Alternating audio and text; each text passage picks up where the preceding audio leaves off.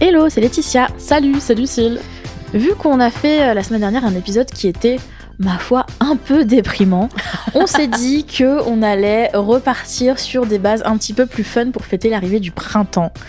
Et du coup, on va parler d'un truc que tout le monde aime, la chatte. Voilà, je ne pouvais... En tout cas, nous on est d'accord. Nous on est d'accord, je ne pouvais pas rêver meilleure introduction. En fait, on est parti d'un postulat, c'est que on a des chattes et tout le monde ne sait pas comment en prendre soin pour diverses raisons et pour divers facteurs. Donc du coup, on s'est dit pourquoi ne pas faire un petit récap. Ne vous inquiétez pas, on n'est pas là pour vous faire un b.a.-ba de l'hygiène, etc., ni pour vous faire un guide de la masturbation. Parce que c'est pas l'objectif, on va évoquer. J'en ai écrit un, achetez-le. Voilà. On va évoquer évidemment les deux sujets parce que ça fait partie de tout ça. Mais en gros, l'épisode du jour, l'objectif, c'est de se rappeler que on a une chatte, c'est important d'en prendre soin et c'est important de la connaître parce que c'est important pour notre corps comme pour notre plaisir. Alors moi j'ai deux parenthèses, effectivement je me rends compte, j'ai eu l'impression que moi j'ai appris beaucoup de trucs sur internet et j'ai l'impression que les générations suivantes ont eu internet tout de suite, donc potentiellement avaient accès aux informations. Et régulièrement il y a le truc sur Twitter en l'occurrence, de femmes qui disent et vous, vos culottes elles deviennent blanches, elles se décolorent et tout. Qu'est-ce qui se passe? Est-ce que c'est moi qui subis? C'est arrivé encore la semaine dernière, tout le temps, dans mon tout feed. le temps c'est cyclique dans les feeds et donc du coup il y a des trucs où tu te rends compte qu'effectivement l'éducation elle est pas à la hauteur de toutes les générations à tous les âges. Bon, il y a même des trucs que parfois j'apprends à ma mère parce que du coup on n'a pas d'informations. Et il y a un deuxième élément qui est qu'en fait c'est quand même particulier d'avoir une chatte, enfin je veux dire c'est quand même un microcosme particulier et qu'on y a mis beaucoup de honte avec les années, qu'il y a un truc de on n'ose pas regarder parce qu'on pourrait ne jamais la voir. Oui, bah ça va être ma première question. Voilà, bah écoute, vas-y. Non, parce que juste pour rebondir sur ce que tu disais, c'est vrai que les nouvelles générations ont accès à beaucoup plus d'informations, mais elles ont aussi accès à beaucoup plus de désinformations. Oui. Et ça c'est pareil, c'est un aspect qu'on va réaborder un peu plus tard dans cet épisode parce que j'ai lu des choses que j'aurais préféré ne jamais lire. Mais du coup, j'avais donc une première question. Est-ce que tu te rappelles de la première fois où tu as vu ta vulve? Oui, exactement, parce que j'ai réussi à vivre des dizaines d'années sans la voir. La sentir, la toucher, oui, mais la voir, non. Qu'il y a eu un moment, il y a une période où c'était à la mode dans les journaux féminins et tout, les ateliers où les femmes se regardaient la vulve avec un miroir, truc un peu de groupe de femmes et tout. Et j'étais pas dans ce délire-là à ce moment-là. J'ai regardé ma vulve après mon premier accouchement. D'accord, t'avais quel âge? 25 ans. Parce que en fait j'ai eu peur en fait j'avais peur de toucher, c'est surtout qu'après après tu sens que c'est une zone sinistrée quoi, enfin tu te sens pas très bien, puis tu perds vraiment beaucoup de sang encore après et le premier mois souvent on te dit fous-toi la paix, enfin genre tu fais tes soins d'hygiène et tout machin, mais pas de sexe, voilà, on se protège un petit peu, je crois que pour certaines personnes on peut pas prendre de bain, enfin faut faire gaffe, un peu comme après un tatouage. Et du coup j'étais dans ce truc un peu presque post-opératoire de cette affaire et j'osais plus me toucher même pour me nettoyer, j'avais peur de mettre la main et de me rendre compte que j'avais un trou d'encore 20 cm ouvert et des cicatrices partout, j'ai l'impression d'avoir Frankenstein entre les jambes et du coup j'avais peur de faire ça, mais à un moment j'en ai eu marre et du coup je me suis dit ok meuf tu vas regarder, tu verras bien, et du coup j'ai regardé et voilà. Et maintenant je la connais par cœur parce que du coup ça m'arrive régulièrement de la regarder, mais bizarrement. Mais ça vient aussi d'une série. Il y a une série qui s'appelle Big Mouth, qui est une série d'animation que j'adore. Et c'est une série sur les adolescents, sur la partie de la puberté, sur le début de l'âge adulte. Et il y a parfois il y a des épisodes chantés et il y a un personnage qui est en l'occurrence une vulve qui chante des chansons sur la masturbation et du coup c'est un personnage. Il y a des personnages qui sont vraiment des pénis, mais il y a aussi des vulves et j'apprécie beaucoup ça, et c'est vrai que j'aime bien l'idée que ce soit un personnage, une personne, un truc qui fait partie de notre vie, un truc qui nous appartient et qu'il faut un peu l'apprécier, se rendre compte que ça existe quoi. Bah écoute, moi j'ai eu une expérience qui était un petit peu différente de la tienne. Je sais que j'en ai déjà parlé dans le podcast par le passé. J'ai eu la chance quand j'étais au collège d'avoir une prof de SVT qui était extrêmement féministe et qui nous a très vite parlé. On la dédicace, on dit bravo madame. De reproduction, de contraception, d'éducation sexuelle, d'éducation à la santé sexuelle aussi. Et du coup, je pense que je devais avoir 12 ou 13 ans quand elle nous a donné le conseil de regarder notre sexe dans un miroir. Justement pour mieux comprendre les cours de biologie, certes, mais aussi, et vraiment c'était un truc où elle avait gardé que les filles dans la classe pour leur dire ça. Voilà, pour avoir cette discussion. Elle nous avait dit, c'est important, vous rentrez dans une période où, pas forcément tout de suite, mais dans les années à venir, vous allez être sexuellement être active. C'est important que vous connaissiez votre corps. C'est important que vous sachiez comment il fonctionne, ne serait-ce que pour mettre un tampon ou ce genre de choses. Oui, tu peux pas tout faire au toucher à l'aveugle. Voilà, tu peux pas toujours tout faire au toucher. Donc elle nous a dit, ce soir, quand vous rentrez chez vous, si vous êtes à l'aise avec cette idée, c'est très important, ne vous forcez pas à le faire si vous ne l'êtes pas. Vous vous asseyez devant un miroir, ça peut être un petit miroir de poche, ça peut être le grand miroir de votre chambre. Vous écartez les cuisses et vous regardez un peu comment c'est fait, vous touchez, voilà.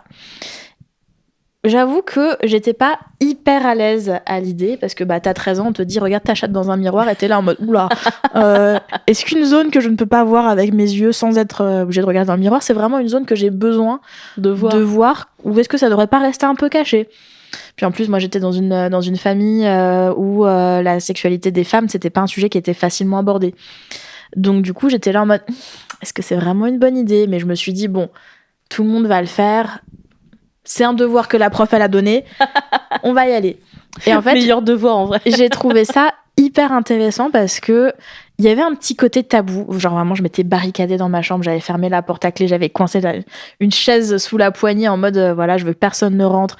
J'avais fermé les volets, les rideaux. Genre vraiment, j'avais l'impression de faire un truc interdit. Et je me suis dit, ok, on se déshabille, on respire, on regarde. Et en fait, j'ai trouvé ça absolument fascinant de me dire waouh, il y a tout ça de mon corps qui existe et que je n'avais jamais vu. Et en plus, ça paraît bizarre de le dire comme ça, mais les hommes, enfin les garçons, la puberté et tout machin, tu regardes ta bite tout le temps. Elle est tout le temps là. Il y a le mythe de, il se la mesure, il vérifie machin, les poils et tout. Et en fait, nous, en réalité, enfin, je pense qu'on a une expérience assez similaire là-dessus. Ça ne se fait pas. Tu n'y penses pas. Vu que c'est un peu à l'intérieur, t'as l'impression que tout est caché. Tu vois l'évolution de tes poils au niveau du pubis, mais tu vas pas forcément aller regarder à quoi ressemble ton clitoris, à quoi ressemblent tes petites lèvres, etc. Moi, je crois qu'il y a un côté angoissant aussi parce que j'avais déjà vu des pornos du coup vers 12-13 ans, je l'ai déjà raconté, et du coup tous ces gros plans de chattes très épilées, tout est exacerbé, les couleurs et tout machin, il y avait un côté un peu film d'horreur là-dedans, et du coup je me suis dit c'est impossible que j'ai ça entre les jambes, et j'avais peur de découvrir que si, tu vois. Et après, quand j'ai enfin regardé, vraiment activement regardé, j'ai commencé à développer, ça va être bizarre ce que je veux dire, une forme de vraiment sympathie, de douceur pour ma propre chatte. Et en fait, je l'aime bien. J'aime beaucoup ses couleurs. Je trouve qu'elle est équilibrée. On s'entend bien. Moi aussi, c'est quelque chose qui est devenu un petit peu un rituel. Et je vais pas dire que je le fais tous les mois, ni peut-être même tous les ans. Mais de temps en temps, quand j'y pense, j'aime bien prendre un miroir et regarder un petit peu comment ça se porte en bas. Surtout que ça évolue avec les années. Ça évolue avec les années. Et puis en plus, j'ai eu plusieurs moments dans ma vie où j'ai eu besoin de regarder. Que ce soit pour des trucs extrêmement triviaux, genre la première fois où j'ai voulu m'épiler à la cire, je me suis dit on va mettre un miroir au cas où, histoire de pas rater une bande de poils et de pas arracher un truc qui devrait pas être arraché. J'ai eu le cadre quand attention, ça va être la petite confession un peu pas très glamour mais qui arrive, donc voilà, quand je me suis coincé une cup. Tu t'es coincé une cup. J'arrivais pas à l'enlever, donc je me suis dit, écoutez, on va prendre un miroir, on va essayer de regarder les choses d'un peu plus près. Voilà, alors moi j'essaierais même pas avec un miroir, c'est encore pire. En fait, non, ça m'a aidé à décomplexer le truc et de me dire, ok, c'est bon, on est en terre inconnue, on va y aller doucement, mais voilà. Le miroir a aidé. Voilà, j'avais un grand miroir, je me suis posée tranquillement dans ma baignoire et je me suis dit, ok, on y va, au pire des cas, on retapisse la baignoire, c'est pas grave. Et j'ai eu le cas parce que dans le cadre de mon traitement hormonal pour la PMA, je dois prendre de la progestérone en intravaginal. Donc en ovule. En ovule, voilà. Et en fait, j'ai eu le problème. Attention, encore une fois, ça va être des confidences extrêmement glamour. Je vous raconte la santé de ma chatte. Amie de la poésie. La première fois que je vais mettre 2 capsules le matin, 2 capsules le soir. La première fois, je mets ma première capsule, aucun problème. Je mets la deuxième, la première ressort. Genre vraiment pop comme une fusée.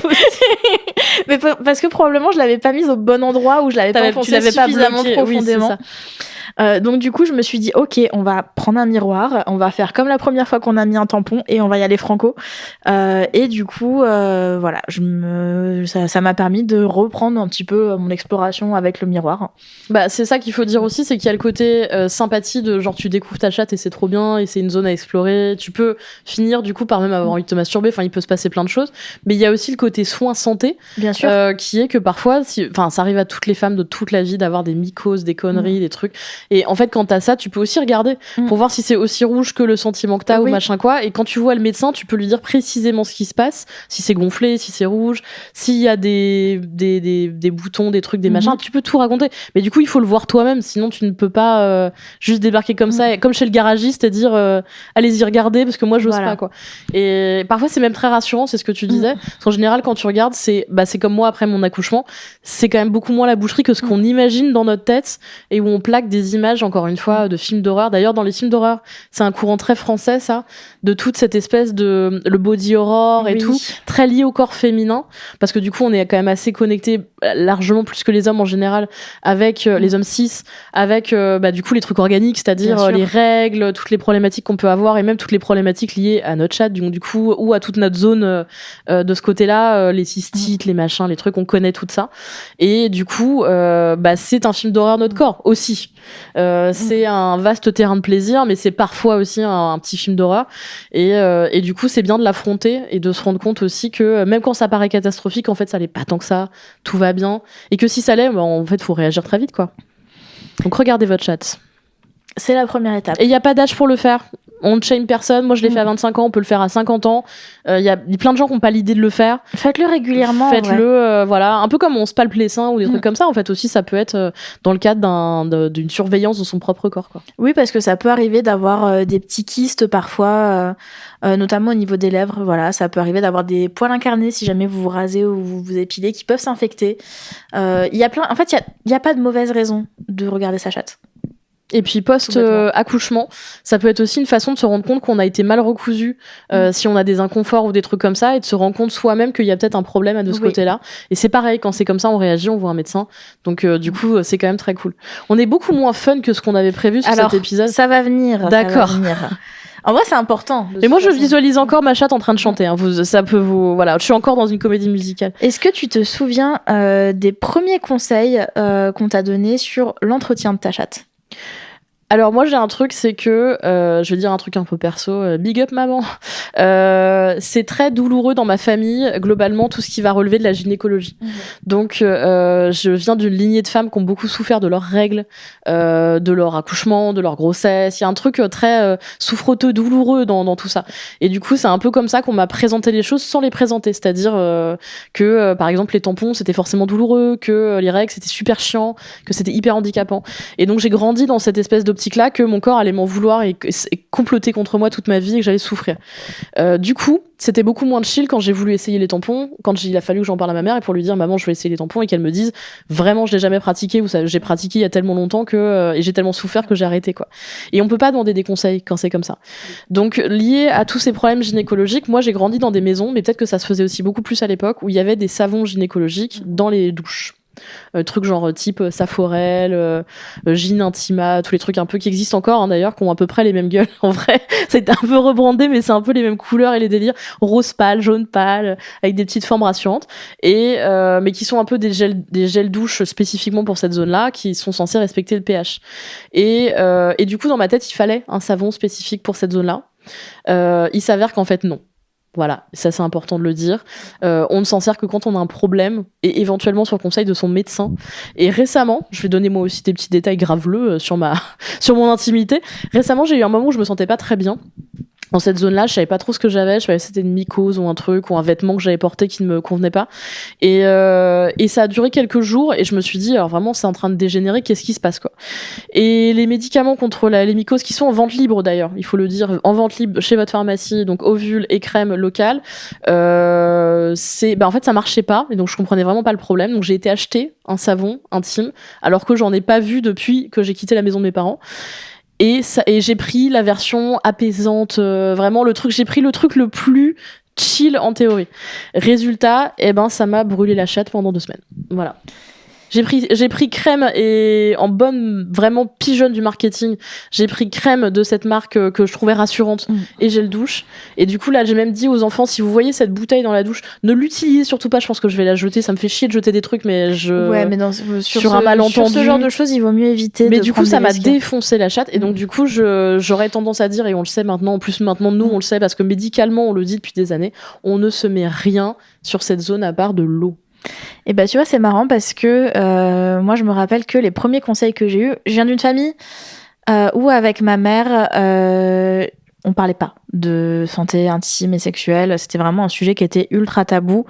Quand j'ai eu mes règles, elle m'a mis un paquet de serviettes hygiéniques en mode limite elle me l'a glissé sous la porte, elle l'a faxé en mode tiens voilà, et si jamais un jour t'as des rapports sexuels, bah n'en a pas. N'en ai pas. Ça s'est globalement arrêté là. Donc du coup j'ai fait toute mon éducation à la santé intime dans les magazines. Et puis il y a des très mauvais conseils dans les magazines. Très mauvais conseils. On est bien placé pour ça, pour voilà. le savoir. Et notamment à l'époque dans Jeune et Jolie, vestige de mon adolescence, qui était pour moi la bible ultime que j'attendais tous les mois. Alors, chez mon buraliste. C'était hyper drôle à lire en vrai. C'était très drôle à lire, mais c'était de très mauvais conseils. Et c'était des conseils que je trouve finalement ultra performatifs dans le but de séduire le genre opposé. Il fallait s'épiler et tout. C'est-à-dire que les premiers conseils que j'ai eus, ça concernait l'épilation et notamment comment s'épiler les petites lèvres et les grandes lèvres. Et j'étais là en mode méga précis.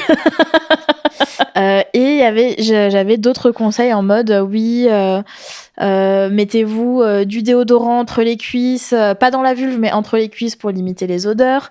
Mettez-vous de l'après-shampoing sur les poils pour avoir une toison toute douce. Alors c'est vrai, je me souviens de ça. Mais moi j'ai aussi vécu la mode où il fallait soit se décolorer les poils de la chatte, et il y avait aussi les crèmes dépilatoires où il y avait des petits emporte-pièces, comme pour les gâteaux, pour faire avec des formes, et il y avait les étoiles. J'ai jamais réussi à faire quoi que ce soit. Alors j'ai essayé récemment de me décolorer les poils de la chatte parce que je m'étais dit j'ai envie de les faire rose fluo. En vrai c'est un peu dangereux, mais du coup ça va. Ça brûle de ouf. Bien sûr. Ça n'a absolument pas le temps de décolorer. Oui c'est ça, ça fait trop mal, donc ne le faites pas. En vrai, ne le faites pas. J'en avais mis que sur le pubis, hein. Je suis pas non plus complètement pété du crâne. Mais vraiment évitez, parce que vous pouvez vraiment vous brûler la zone et après à rattraper compliqué. Et puis vraiment tout ce qui est pareil, crème dépilatoire et tout, ça peut vite brûler. Ils en font des spéciales localisées, mais tu peux quand même te brûler avec et partir sur des délires. Il y a aussi la mode des strass.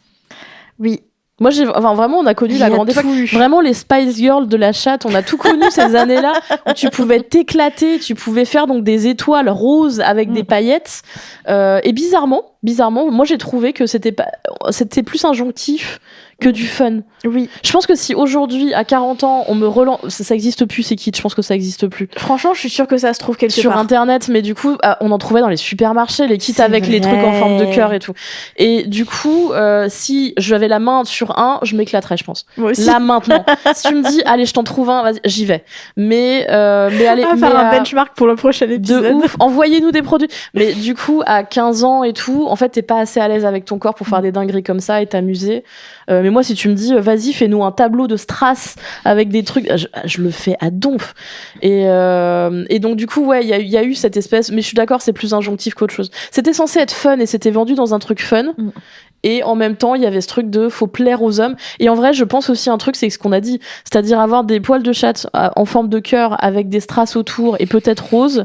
Ça nous fait marrer, nous. Ça plaise beaucoup aux hommes. Mais je pense que les hommes n'aiment pas, et on sera peut-être détrompés, mais je pense que les hommes ont rien à péter. Et c'est un peu comme les ongles. Nous, on a des ongles, on aime bien se faire des ongles et s'éclater. Et en vrai, les hommes aiment bien des ongles simples, les French manucures, les trucs comme ça. Et les dingueries qu'on fait avec tous les machins collés dessus et les ongles en forme de pointu et tout, ils n'aiment pas ça en réalité. Tu me diras, à l'époque où j'avais les cheveux rose fluo, la grande époque. Dit-elle avec les cheveux roses, mais oui. Et où j'étais... oui, mais là, je suis partiellement blonde. J'ai une époque où j'avais les cheveux rose, hein, au début du podcast. Et du coup, il y a eu une époque où j'avais donc mes cheveux rose fluo, où j'étais sur les applications de rencontres côté hétéro. On ne shame pas. C'est dans mon passé. On a tous fait des erreurs dans la vie. Où j'ai plusieurs hommes qui m'ont demandé si c'était rose en bas aussi. Vraiment la line de gros beauf. Et Déjà parce que en fait quand tu sais ce que c'est qu'une décolo, tu demandes pas, c'est complètement con. Et c'est vraiment une ligne de beauf. Moi je trouve ça un peu drôle, mais moi j'aime bien les blagues de beauf et à chaque fois ça m'a bien fait rire en mode va vérifier. Bah en anglais c'est est-ce que le carpet match de ouais c'est ça, est-ce que les rideaux sont assortis à la moquette. Et souvent ils disent ça de façon hyper désagréable sur les blondes et les rousses. Parce que genre ce serait moins bien si une femme elle aurait osé être une fausse blonde ou une fausse rousse. Et donc ouais, enfin voilà, c'est encore des trucs de mec. Ouais, mais oui, c'est en vrai c'est drôle. Que je trouvais un petit peu réducteur, c'était avoir des poils, c'est ok s'ils sont un peu funky. Et j'étais là en mode bon, bref, les hommes. Bah, le débat sur les poils, il est vraiment très intéressant parce que, effectivement, j'ai connu la même période que toi, c'est-à-dire le moins de poils possible. Et cette période des années, on va dire 2000-2005, il fallait t'épiler intégralement. Ouais. C'était vraiment la norme où, en fait, avant, il y avait eu la mode du ticket de métro. Ce qui est très drôle parce que je suis fan d'un film de Julie Delpy où il y a un des mecs qui dit de façon un peu beauf, et c'est un mec, moi je l'appelle la moustache d'Hitler. Et du coup ça me fait toujours rire quand je l'entends et maintenant j'y pense, mais le ticket de métro est tombé complètement en désuétude et on est passé à l'intégrale un peu dans cette zone, dans cette phase où il fallait être extrêmement mince et sans poil nulle part, avoir un col prépubère. C'est ça exactement, on va maintenant on le résume de cette manière. Et maintenant, et après il y a eu une phase un peu au naturel. Oui. Et maintenant je pense qu'on est un peu entre deux.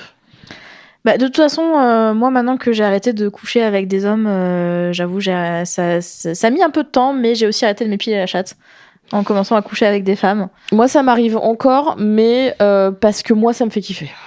Bah, moi aussi, ça peut m'arriver, ça dépend un petit peu. Mais ça me fait pas kiffer en intégrale. Oui, je fais plus d'intégrale. Ah oui, non, il y a très longtemps, mais j'en fais plus. En plus, ça fait très mal. Ça repousse. Ça fait très mal. Il faut le dire, c'est la zone où ça fait le plus mal. Juste au-dessus, au pubis. Rasoir. Bah ça repousse pas bien quoi. Oui bah c'est ça. Et du coup à la cire ça fait vraiment très très mal cette zone là. Et moi du coup par contre maintenant la blague quand je vais par mégarde dans un salon d'esthéticienne c'est que la meuf me dit je vous fais quelle forme et du coup je lui dis je sais pas trop une sorte de triangle mais un peu rectanglé. Et du coup et elle me regarde, elle fait ok je vois pas trop mais on va essayer de faire machin, faut que ce soit un peu équilibré. Et après je lui dis je sais pas mais je dirais peut-être un parallépipède du coup. Et la dernière fois que je l'ai fait à la meuf elle a éclaté de rire, elle m'a dit oh les cours de collège. Et j'ai fait ouais. Mais parce qu'en fait moi j'aime bien quand ça a une gueule naturelle sans être vraiment naturel et du coup en vrai le triangle absolu là le vrai il est pas naturel, je le trouve un peu too much aussi. Du coup j'aime bien le faux triangle. Mais en fait c'est une vraie problématique, c'est un vrai truc, c'est que du coup malgré tout ça pose aussi comment toi t'es par rapport à ton corps, comment tu vois ton corps et les poils tu les vois. Tu vois, autant la vulve tu la vois pas, les poils tu les vois et ça peut faire bizarre dans le miroir. Ben oui. D'où les paillettes et les petits strass. Et bah justement en parlant de paillettes, j'ai fait un petit benchmark, ça m'arrive régulièrement à l'époque pour des articles sexo notamment, sur tous les trucs absurdes. Qu'on a essayé de nous vendre, qu'on a pu essayer de nous vendre à nous mettre dans la chatte et que nous on a acheté. Les paillettes, c'est un truc qui est beaucoup revenu. Il y a une époque où justement il y avait des ovules pour avoir de la mouille à paillettes. Pour avoir de la mouille à paillettes. Oh waouh, ça va devenir un nouveau fantasme, mais un fantasme intellectuel, pas un truc de la vie. Voilà, parce qu'on veut pas choper n'importe quoi non plus. On évite de se mettre des microplastiques dans la chatte. Mais j'ai pas envie que la meuf avec qui je couche chope un cancer. Oui. T'es obligée d'y penser. Tu te dis mais tu vas mourir. Non mais par contre j'adore l'idée. Alors j'adore l'idée, mais effectivement c'est sain ni pour nous, ni pour la planète, ni pour nos partenaires. C'est ça va pas. Donc, à moins que la personne te dise non mais si c'est ok, c'est des Sicile à paillettes, elles sont biodégradables et dans ce cas-là la conversation est intéressante. Oui mais ça peut quand même t'irriter la chatte. Même mais si bien sûr, évidemment. Donc, en fait, la santé avant tout. C'est hyper dangereux pour le corps. J'adore vraiment, je te dis l'idée intellectuelle dans un film, j'adorerais voir ça. Mais il faut que ce soit un effet spécial quoi. Voilà. Un vrai truc. Donc il y a eu ça, il y a eu une époque où il y avait beaucoup de comptes qui te faisaient de la promo de la santé sexuelle au naturel et qui recommandaient de se mettre des gousses d'ail dans le vagin pour soigner les mycoses. Exactement, ne faites pas ça. Du yaourt, des huiles essentielles. Du coca pour la contraception, du coca, des citrons. Ouais. Le coca, je l'ai entendu toute ma jeunesse. Que en gros, après un rapport sexuel, si tu te fais un lavement au coca, t'es tranquille. Dans quel monde, quoi. Moi, j'avais... c'est même assez récent. C'était il y a encore quelques années où j'avais une copine qui me disait moi, je désinfecte ma cup à l'huile essentielle. C'est hyper dangereux, hyper irritant. Non, c'est hyper irritant, il faut pas faire ça. Elle fait oui, mais c'est plus naturel. Je fais non, l'eau bouillante, il y a pas plus naturel. Oui, puis la cup, ça sent rien. Quand elle est désinfectée et tout, ça sent rien. Voilà. Alors c'est vrai que tu me permets de rebondir là-dessus, mais on a hyper peur de se sentir. Oui. Et en fait, ça vient d'un truc. Moi, j'avais une blague des gamins quand j'étais au collège, les garçons, et il y en avait certains qui disaient, moi j'ai des sœurs, je sais quand ça sent la chatte. Et du coup, parfois, ça tombait sur toi, t'avais pas de chance, et le gars venait, il faisait, du coup, tu sens vachement de la chatte aujourd'hui. Et vraiment, ce gars-là, je te maudis. Voilà, je te le dis, je me souviens plus de ton prénom. Je te déteste. Et c'était le même qui m'avait dit que j'avais trop de poils sur les bras. Généralement, ils vont ensemble. Et du coup, j'ai fini par me raser les poils de bras pendant une partie du collège et à cacher mes bras, à porter des trucs vraiment, mais l'humanité, quoi. Et le summum de la connerie du gamin prépubère ou pubère. Et du coup, ce gars-là, il te disait que tu sens. Et du coup, tu le vivais méga mal. En plus, quand on était en début de règles, on se connaissait pas très bien. On nous impose aussi beaucoup les serviettes hygiéniques, qui est un truc qui peut vite sentir. Et du coup, tu le vis super mal. Et toi, tu parlais des trucs naturels, aille dans la chatte. Il y a des courants, et c'est encore le cas maintenant, des sites Instagram qui te vendent un produit miracle. Si tu manges des gummies, ta chatte sent l'ananas. Et c'est une sorte d'arlésienne qui existe depuis des années, c'est-à-dire qu'on dirait presque une légende urbaine si tu manges un truc, si tu bois un truc. Alors c'est vrai pour le sperme, que tu peux modifier le goût et la texture de ton sperme par ton alimentation ou ce que tu bois, en l'occurrence le jus d'ananas, ça marche. D'ailleurs c'est pour ça qu'ils choisissent l'ananas, je pense, pour les gummies, et qui te donnent ce truc-là. Mais t'as des espèces de témoignages de meufs qui font, depuis que je prends ces gummies, mon mec est complètement fou et il me fait plein de cunis. Et en vrai, donc ces produits n'existent pas, c'est souvent du bullshit et vous n'aurez jamais vos produits, et en plus ils n'existent pas tout simplement parce que ça n'est pas possible, ça ne fonctionne pas comme ça. L'alimentation peut avoir un impact sur le goût et la texture des sécrétions intimes. Ça peut être si tu manges plein d'ail. Si tu manges plein d'ail, si tu manges mais même pour des trucs genre par exemple si tu manges beaucoup d'asperges, tu vas avoir une urine qui est plus odorante, qui peut laisser des odeurs. Des smacks. Si tu squirtes, etc. Tu connais pas le pipi de smacks ? Pas du tout. Eh ben, si tu prends plusieurs bols de smacks, tu peux avoir un pipi qui sent les smacks. Comme les asperges, mais en plus fun. Alors, est-ce que t'as vu la télé-réalité sur les Housewives, les Mormons, les femmes de Mormons, putain. Je pense qu'on fera peut-être. Je vais peut-être te forcer à regarder la prochaine saison pour qu'on fasse un épisode sur le sujet. Il y a eu toute une polémique sur un pisking, clairement. D'une nana qui a révélé qu'une de ses copines, son mec aimait boire sa pisse et que ça avait le goût de Fruity Pebbles, donc des céréales multicolores américaines avec beaucoup de colorants, avec beaucoup de sucre et tout. Voilà.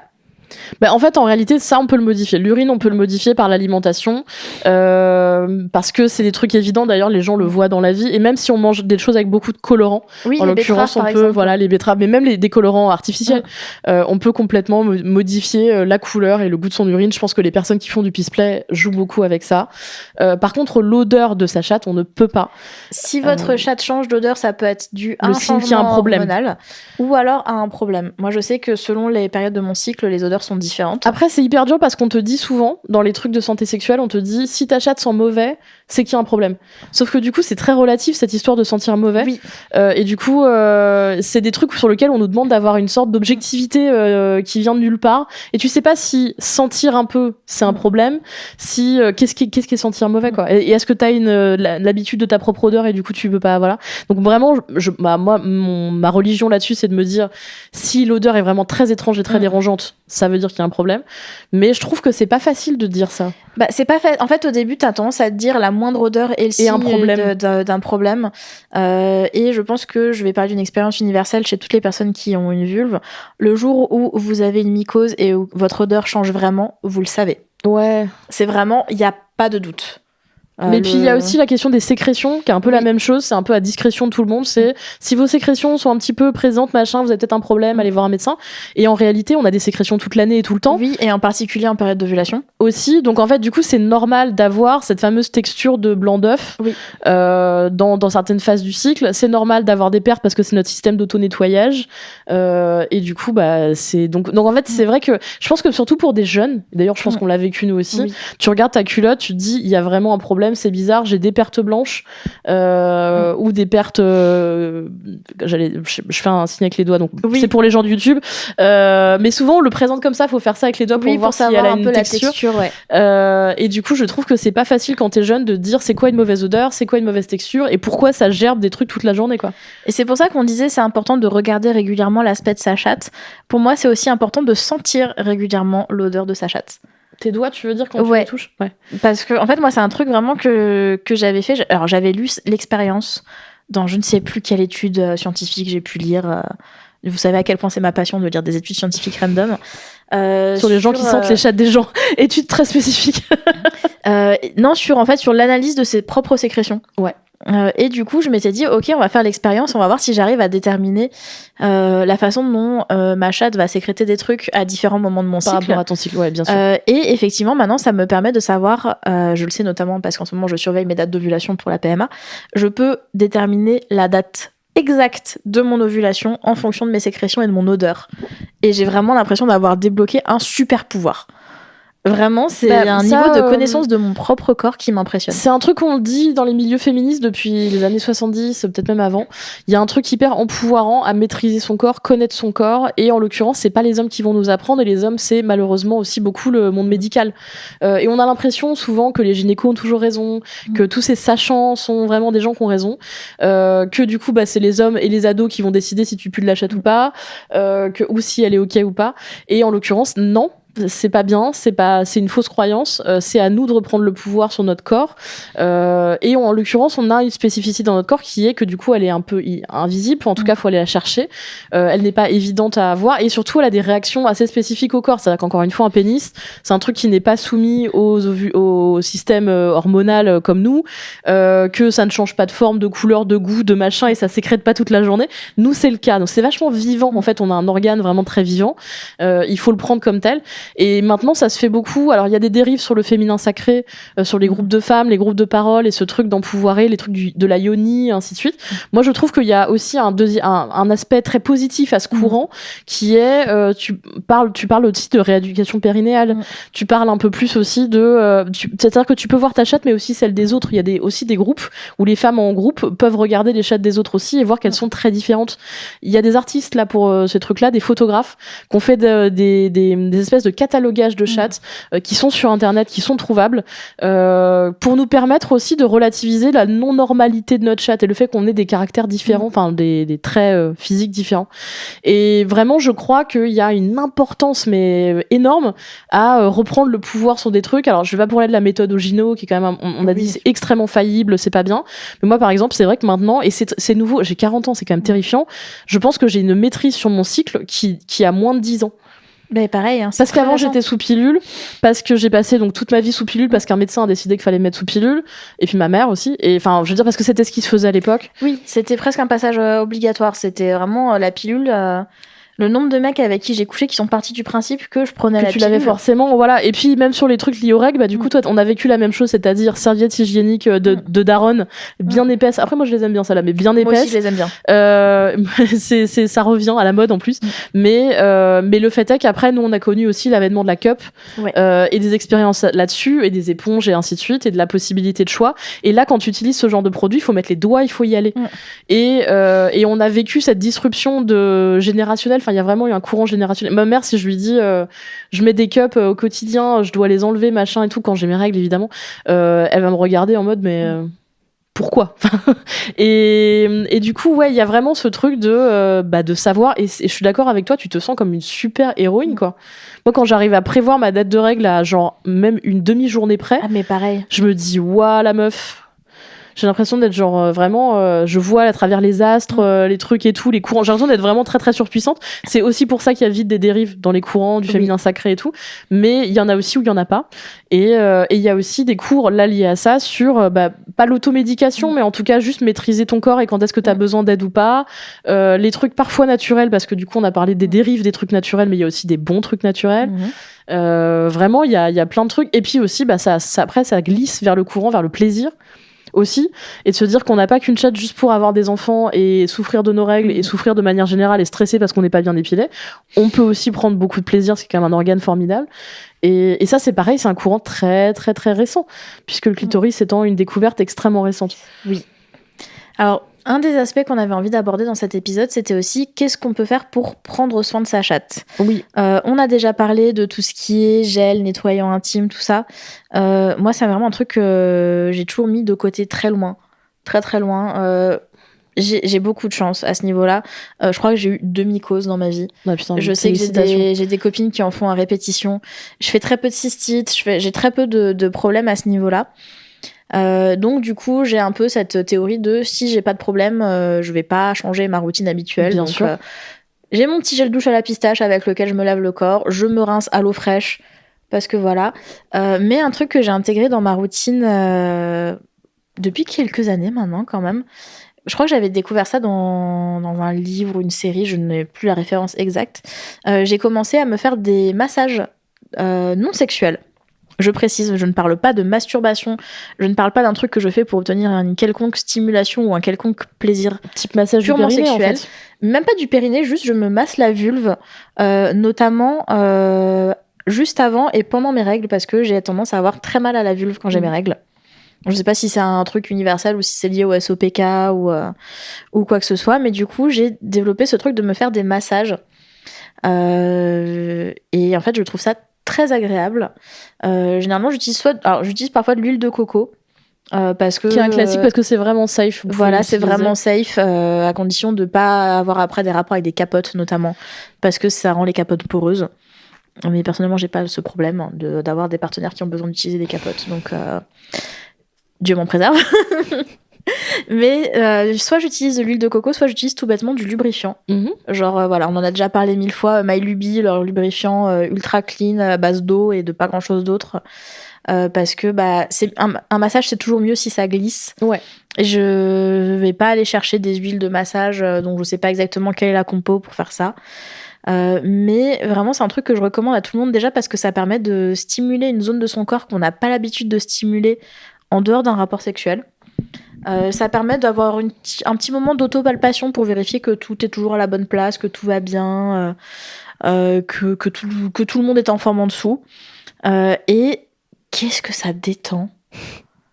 C'est terrible parce que vraiment ça n'apporte aucune excitation sexuelle. C'est vraiment juste un moment au même titre que je pourrais me faire un automassage des pieds devant la télé. Quand je vais avoir mes règles, je me fais un automassage de la vulve. Et en plus, c'est un truc qu'on peut faire à deux. C'est vrai. On parlait beaucoup de care et de soins, on en a parlé dans plusieurs épisodes. Mais en vrai, sans avoir d'idée derrière la tête, être un gros lourd et machin et tout, là, tu vois, je suis passée directement au masculin. C'est hyper cool de proposer de faire ça et de passer ce moment-là de soins, d'admirer aussi, parce qu'il y a un côté, ça peut être aussi voir, admirer, regarder. Je l'ai pas encore fait avec ma femme, mais je sais que ma femme, elle va avoir sa vagino dans quelques mois.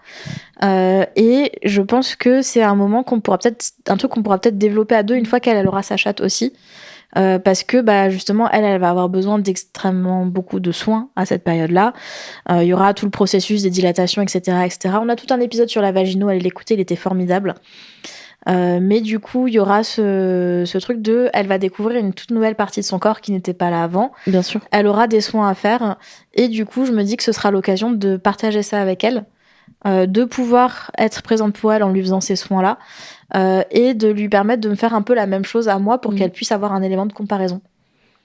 C'est très cool. En vrai, c'est très cool. Tu vois, j'ai pensé automatiquement quand tu m'en as parlé. Je me suis dit, un élément, c'est cool de se faire soi-même, mais ça peut être aussi un truc de tendresse et un truc de couple qui fonctionne pas mal. Écoute, moi, je me masse pas, mais je m'hydrate la chatte, du coup. Pour des raisons je pense que ça va parler à plein de gens à vulve. Il y a des moments dans le cycle où t'as un inconfort juste normal. Enfin, je veux dire, il y a des moments avant d'avoir tes règles, machin. Il y a plein de moments où tu te sens moins bien. Puis parfois, c'est aussi des trucs de fringues. Tu mets des vêtements un peu serrés. Le petit string synthétique. Alors j'ai laissé tomber cette affaire il y a longtemps déjà, mais ça peut être un jean, un truc comme ça. Là c'est de nouveau la mode des slims, voilà. Donc ça peut être plein de trucs comme ça. Globalement tout le synthétique, on l'a pas dit rapidement, mais arrêtez de foutre du synthétique sur votre chatte, c'est vraiment pas bon. En coton. Et c'est vraiment l'assurance pour plein de femmes de faire des mycoses et souvent elles savent pas que c'est ça, mais c'est ça. Et pourtant les sous-vêtements en coton, ça peut être sexy et c'est sexy. Du coup j'étais en train de dire que moi j'utilise, c'est tous les soirs quasiment maintenant, parce que j'aime bien. Je suis d'accord avec toi, c'est pas sexualisé. Et j'utilise deux choses, un baume qui s'appelle le baume Baobo qui est vraiment très cool, qui pareil n'est pas à utiliser, comme c'est un truc gras, c'est pas à utiliser dans le cadre d'un rapport sexuel avec une capote, faut vraiment pas faire ça. Mais pour un soin, c'est formidable et ça marche à tous les moments de la vie, je crois. Vraiment, ce baume, il est formidable. J'ai un autre truc, c'est une petite huile, parce que parfois le côté baume, faut mettre la main dans le pot et tout machin. Mais il y a l'huile au CBD de MyLuby.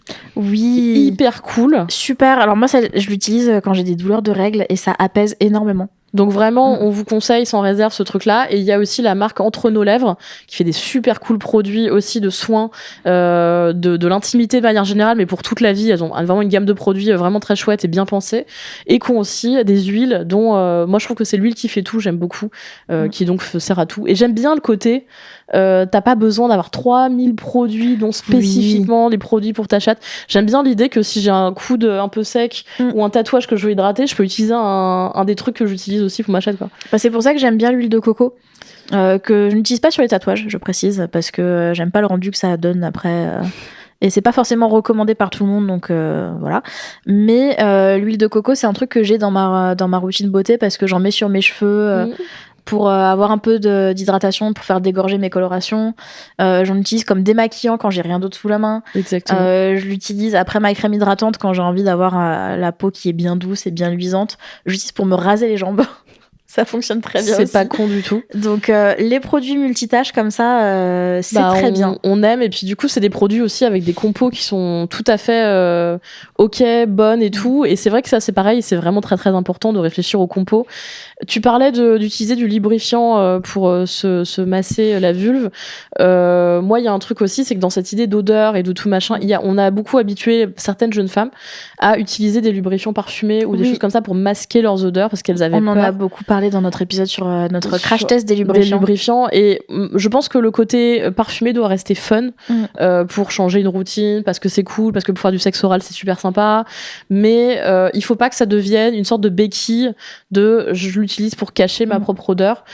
Quelqu'un qui aime vraiment les vulves aimera votre vulve avec son goût, son odeur, sa tête à elle, et du coup vraiment, et si la personne qui va entre vos jambes a l'air dégoûtée, a l'air pas motivée, a l'air de penser à sa déclaration d'impôt, c'est vraiment que on est vraiment sur une thématique impôt avec ça. J'y suis en ce moment, vraiment, on voit que je suis à quel point je suis matrixée par le sujet. Non, mais du coup, c'est que vraiment, en l'occurrence, cette personne n'est pas un bon ou une bonne partenaire. Ça n'est pas, il faut pas aller accepter ça. Votre problème ne sera jamais votre vulve. Il faut le dire, c'est très important. Le manque d'enthousiasme des gens, c'est ça le problème. Et on s'en rend compte quand on couche avec une personne qui, pour la première fois, est vraiment contente d'être là. Oui. Mais promis, ça arrive, il y en a vraiment. Et si vous n'êtes pas encore tombé sur ce genre de personnes, elles existent et vous allez trouver, vous inquiétez pas. Mais ça doit être un standard, il faut que ce soit le minimum. Tu vois, comme quoi au début tu me disais l'épisode sur la vulve, ça n'a pas commencé de manière la plus fun. Et là du coup on a parlé de glitter. Voilà. Ça porte un nom en plus, j'ai complètement oublié, ça m'énerve sur les glitters qu'on met sur la chaise. Si vous le savez, ça m'intéresse de voilà. Si vous avez des petites idées de kits ou de choses comme ça qu'on peut tester, franchement ça peut être. Et en fait je crois que ça utilise de la colle à fossile. Et est-ce que j'ai vraiment envie de me coller de la colle à fossile sur la peau de cet endroit-là? Ça se dissout très facilement avec de l'huile de coco. Eh ben, voilà, écoute. tu vois comme quoi. C'est le coup que la personne pendant le cuni s'étouffe à moitié à cause d'un gros joyau à la con là. Mais en tout cas c'est drôle. C'est une anecdote qui peut rester. Mais ouais. Et puis j'ai une idée complètement débile. C'est un atelier génial à faire avec des copines. Oh là là. On va on fait tout le temps, on fait des ateliers bracelets, machin. En vrai, quand tu mets des meufs ensemble qui sont un peu crafty, on se retrouve toujours à faire des conneries. Et du coup, là, t'amènes ton gros pack de joyaux et on se les colle un peu partout. On se la colle. Mais ouais. On va changer l'expression se la coller maintenant.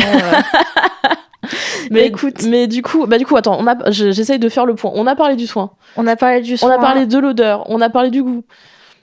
On a parlé de l'aspect. Je pense qu'on a fait un bon tour de la chatte. Bien sûr.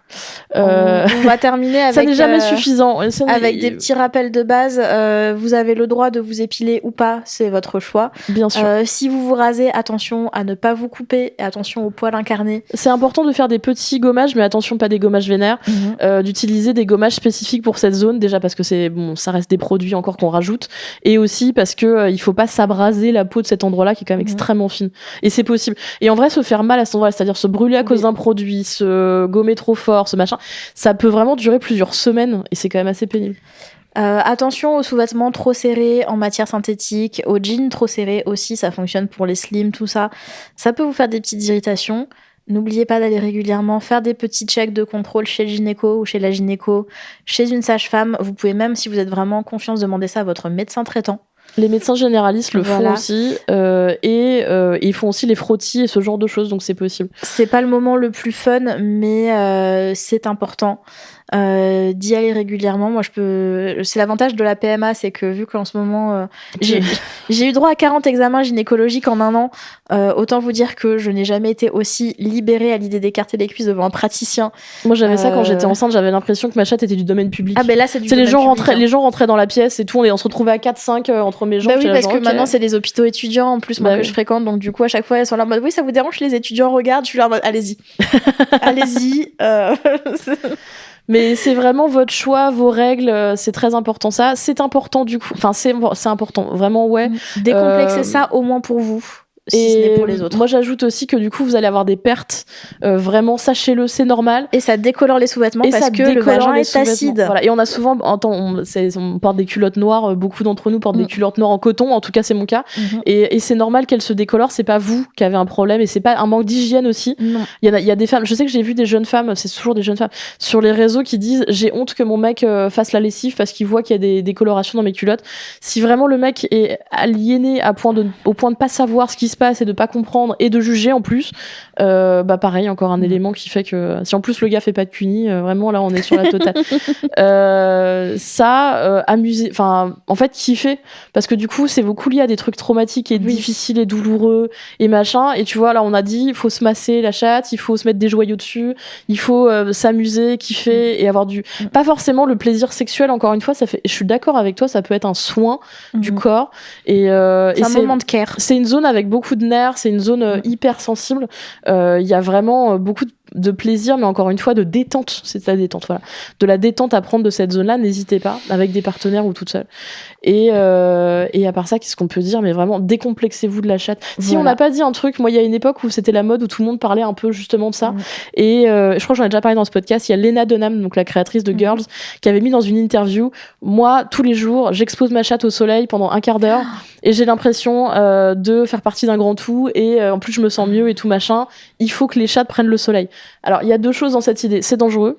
Oui, parce que c'est une zone qui est aussi sensible aux UV et qu'on peut difficilement tartiner de crème solaire. Alors n'allez pas choper un cancer de la peau au niveau de la vulve parce que vous avez la chatte à l'air en été. Ceci dit, moi en lisant cette interview, j'ai eu une sorte d'épiphanie, je me suis dit ouais, carrément, parce que du coup ça m'a donné envie d'être un peu plus à poil dehors. Et mais tu sais, genre à la con, mais en été tu te mets sur un transat dans un cadre privé, encore une fois, pas voilà, et même s'il y a des plages naturistes, vous pouvez aussi faire du naturisme, mais on a l'habitude d'avoir toujours un truc, à part dans le sexe, tu sais, genre on a une culotte, on a un machin, on a un pantalon, et je me suis sentie méga bien le premier jour où je me suis foutue sur un transat en plein été, pas en plein soleil, mais où du coup j'ai légèrement écarté les jambes et je me suis dit j'ai l'impression de respirer de la chatte, et ça m'a fait du bien. Et donc c'est un truc que je vous conseille de faire, pareil aussi, faites respirer votre chatte de manière générale, dehors ou pas, parce que c'est cool. Et vraiment n'hésitez pas, quoi. Et n'écoutez pas toutes les personnes aussi qui vont essayer de vous vendre soit trop de produits, soit des nouvelles formules, soit des espèces de trucs pareil, de trucs de féminin sacré problématique. Voilà, il n'y a pas de remède miracle. Il y a aussi la partie science qui est quand même importante, mais vous sentez, en fait, le truc aussi, c'est que tu peux éviter beaucoup de choses si tu te sens au préalable, tu sens que les trucs vont dégénérer ou quoi. Voilà, reconnectez-vous avec vous-même, c'est la base de tout. Et décomplexez-vous de la chatte. C'est ça. Elle vous aime, vous devez l'aimer. Ce serait bien, en tout cas. Elle ne demande que ça. Et la conclusion ultra philosophique. C'est vraiment le type de gourou, mais j'adorerais faire ce genre de truc. C'est genre un groupe de paroles où à la fin, votre chatte vous aime. Et on répète toute votre chatte vous aime. Et ben écoutez, je pense que c'est une très bonne façon de conclure cet épisode. On vous rappelle que Laetitia et Lucille présentent Votre chatte vous aime. Est un podcast TDA Prod, produit et réalisé par Benjamin Saïbtem Ours, et présenté chez Madame Chat. Qui n'est pas là, mais qui est là. Pas là, mais voilà, Madame Chat n'était pas là pour la chatte aujourd'hui. C'est ça. La roue libre est totale. La chatte a dormi. On est sur toutes les plateformes d'écoute, sur les réseaux sociaux, sur YouTube, et voilà. Laissez des commentaires, voilà, n'hésitez pas à commenter ce qu'on fait, ce qu'on raconte, que vous soyez d'accord, pas d'accord. Si vous avez des petits tips, si vous savez où acheter des joyaux à chatte, ou si vous avez des conseils de futurs épisodes. En plus, ça nous donne de la force, ça nous fait plaisir, donc mettez des pouces, des cœurs, des machins. J'ai l'impression d'être une streameuse. Lâche ton com. Lâche ton com. Mais ouais, vraiment, participer aussi, ça nous fait plaisir. Et les gens qui le font, merci beaucoup, parce qu'on est aussi beaucoup soutenus. Donc en réalité, merci aux gens qui nous soutiennent. Et on vous dit à très bientôt pour un nouvel épisode. À très vite.